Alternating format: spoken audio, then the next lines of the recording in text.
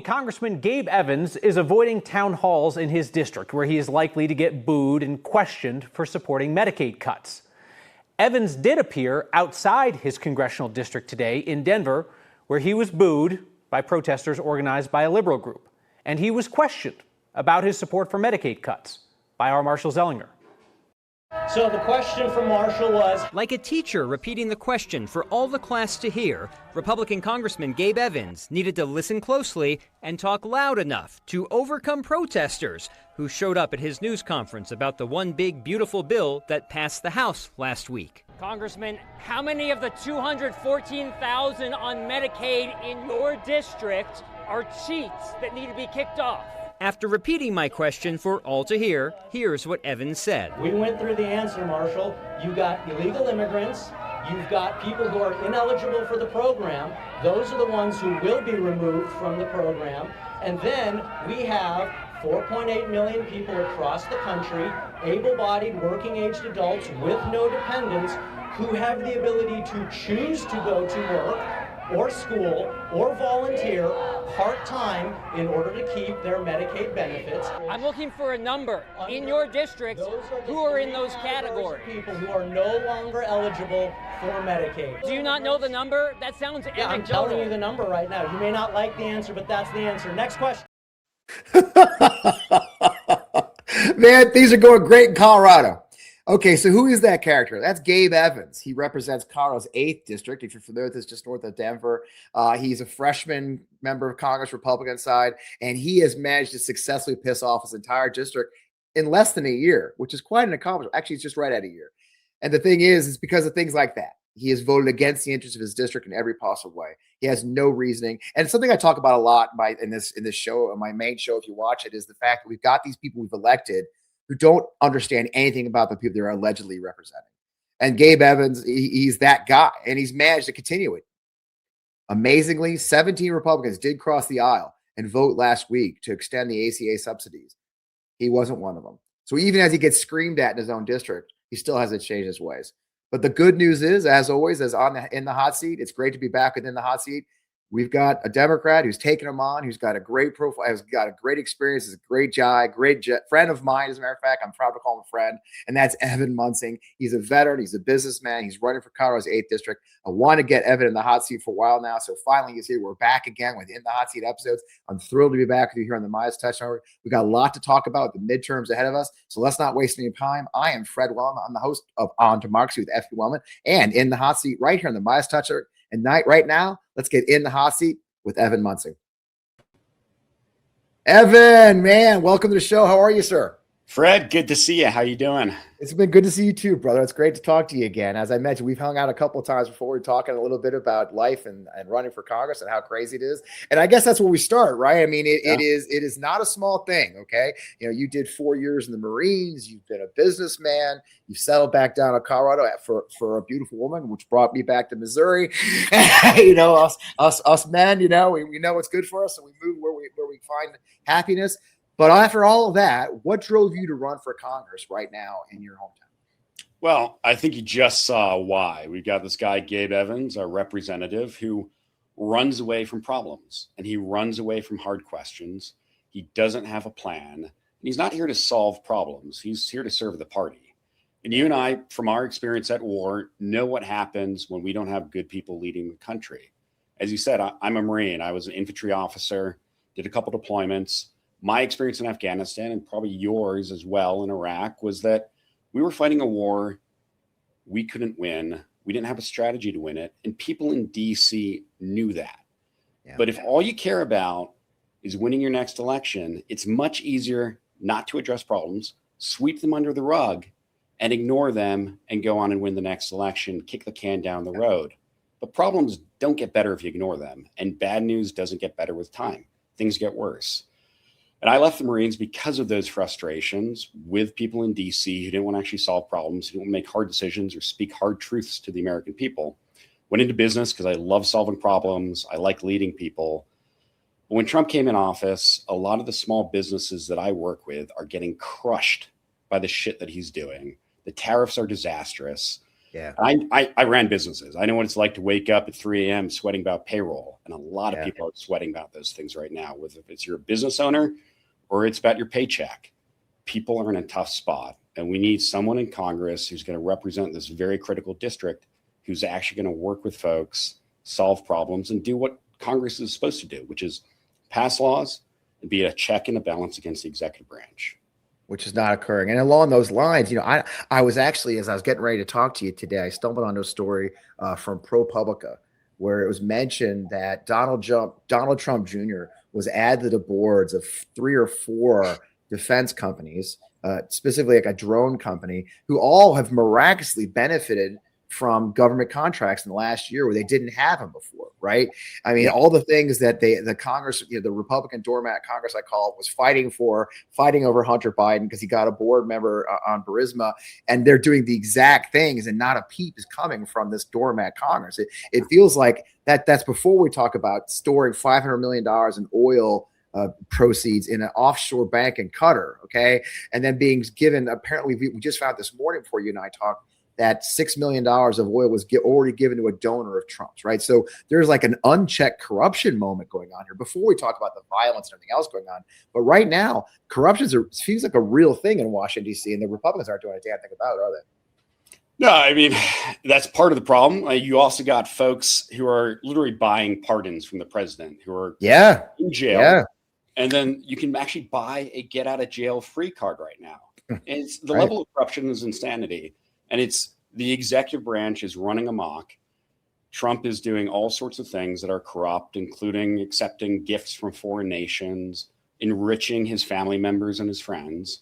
But it's also in Congress, too. I mean, we've got a Congress that is corrupt, that is unable to do basic things like pass a bill that would ban stock trading for members of Congress. Right. And there is no earthly reason why folks in Congress should be able to trade stocks when they have access to really important non-public information that lets them beat the markets. Yep. And it's that kind of level of self-serving that Americans like me are really frustrated with.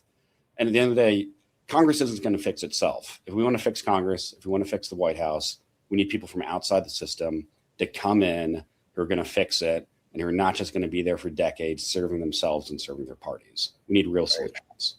And that's the thing. That's why I love talking to veterans who are running for office. Everybody's followed this show, and my past work tells me that's like there's a get it done kind of mission mentality with a Marine. There's a thing about gets it done, but we're also regular folks. Like you said, you're a businessman. I know you live out in the community. We have an unstable economy. I interviewed a gentleman today who talks about how scientists at the CDC can't be sure they're going to have a job next week. It's completely unstable. We talk about stability a lot in the economy. Trump, you mentioned in your introduction how the tariffs have hurt small business. My own daughter owns a small business. She doesn't know what she's going to pay for her products that she imports overseas on any given time.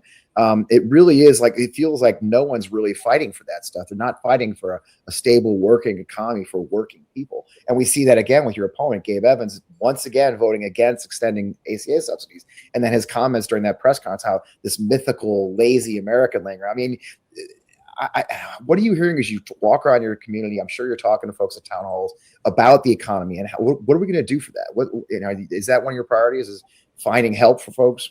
Oh yeah, I mean, look, the economy. It still is the economy. Stupid. Like at the end of the day, people back at that again, aren't we? Yeah. People need to have a home that they're proud of. They need to be able to pay their bills. They need to be able to have health care for their families. Yeah. And shit's just way too expensive here in Colorado. I mean, last Friday I got a burger. And all right, it was a double bacon cheeseburger, but don't judge me, Fred. I get that protein. It costs more than $15. And that's just the burger itself. That's not the fries. That's not a drink. It is just the burger. And then, you extrapolate that and it gets way worse. I mean, if you want to buy a house here in Thornton where I live, the average house cost is now over $500,000. It's just way out of reach for ordinary people. And then you add on to that all the other shit that's going on in DC. The tariffs, number one, are crazy because they drive input costs for small businesses, which means you're a business owner, your costs are going up, and you either have to charge your customers more, which hurts them, or you have to hurt yourself by not passing that on. And then you also can't even plan on it. Like Trump's now talking about putting more tariffs on countries that don't want him to invade Greenland. And so, like, you can't plan as a business. And then you add on to that, we've got a lot of farmers who are being hurt by the tariffs because all of their costs are going up and markets overseas are not buying their products anymore. And then you look at healthcare costs, and over 200,000 people here in Colorado are going to lose health insurance this year because of the One Big Beautiful Bill, as well as because Gabe Evans voted against extending ACA subsidies. And if you're on that ACA marketplace and you're able to afford that health insurance, it's probably going to double this year for you. And even if you can get insurance through your employer, those costs are going up as well. I think the last number I saw was 20%. And so that hurts you, that hurts the businesses, and we can't plan anymore. And at the end of the day, if you're a business owner, you got to make payroll every 2 weeks. If you're an employee, you're expecting that check to come in, you need that check. So it's the costs that are bad, but it's also the job stability because of those things you mentioned. Like if small businesses go under, people lose their jobs. We're also seeing things like automation come into play in warehouses where they're rolling out robots, and people, can't count on that anymore. And so it's not just affordability anymore. We've got a real problem with people not knowing if they can count on a good paying job here in Colorado. And because of that, we're seeing folks move out of state, which is not a good sign. No. And I hear that a lot as I talk to folks in my community, that they're worried because their own kids can't live in their hometown anymore, or the town I grew up, and it crosses economic lines now, right? We're seeing it all over the place. A number I quote a lot is that 67% of Americans are living paycheck to paycheck. But that also comes back to a root problem, and you touched on it a little bit. We still have to talk. We still have to get things done for folks. And I think the frustration I've heard from people when they talk about Gabe Evans is he just hasn't really done anything for the community or anything else, right? At the same time, he's not doing any checks on executive power. I know you must have been horrified. You and I both raised our right hands to swear an oath to the Constitution, and to actually see NATO members deploying troops to Greenland because of the United States, threatening the United States. I mean, our freedoms that you and I fought for and served for, the Constitution we swore an oath to, it does feel like we thought it was bad Trump won. Congress has not done anything, has it? They're not protecting our freedom. We got fights in the streets of Minnesota. I mean, I got a feeling you're going to want to go to Congress and fight for freedom and the Constitution like we're supposed to, aren't you? Yeah, hell yeah. I mean, as you said, we both took an oath to uphold and defend the Constitution. That is deeply important to me. And everything we've seen from the Trump administration is that he doesn't care about that. I mean, the fact that anytime a city has a protest, he calls out and he says he wants to use the Insurrection Act to deploy the military. This guy is the insurrectionist in chief. He did incite an angry mob to attack the Capitol to prevent the peaceful transfer of power. So it's insane that now he's saying, if people are having peaceful protests, I'm going to call out the military.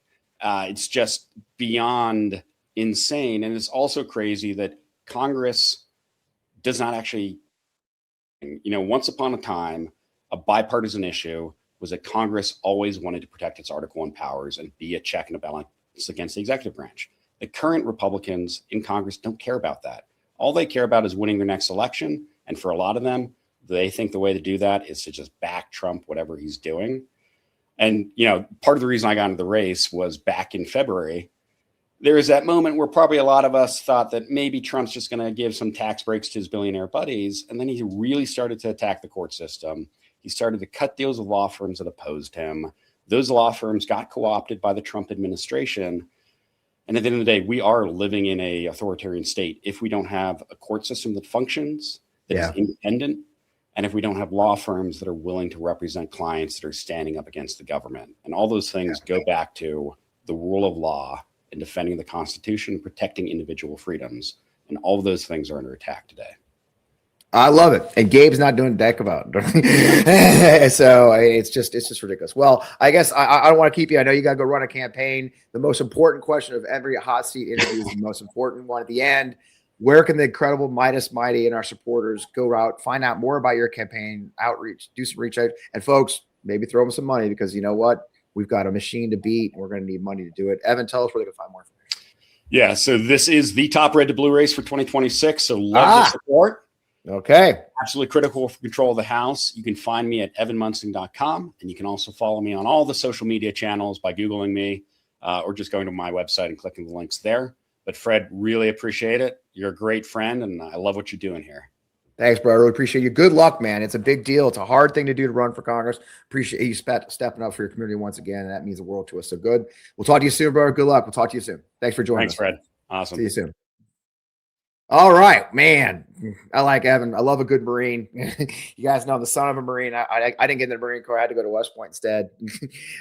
This is a great example. And you heard what he said about the red to blue. That's the DCCC is targeting these races. The DCCC expand their map to 31 races, folks. Colorado 8's one of them. So give your support if you can. If you're in a place where you don't have to worry about your race, you can support Evan. I really can't encourage you enough. This has been another great conversation. This is our first one back in the midterm year in 2026. We'll be presenting a lot more of those right here called In the Hot Seat with On Democracy. Candidates, newsmakers, tune in anytime for On Democracy, our main show. You can find our show every Friday night, 7 p.m. Eastern, live on the MeidasTouch Network. That's our main show. And of course, find out what we're doing at fpwellman.substack.com. That's the best place to find out what I'm up to these days. That's fpwellman.substack.com. Thanks for joining us for another great episode in the Hot Seat. We'll see you soon and keep up the fight.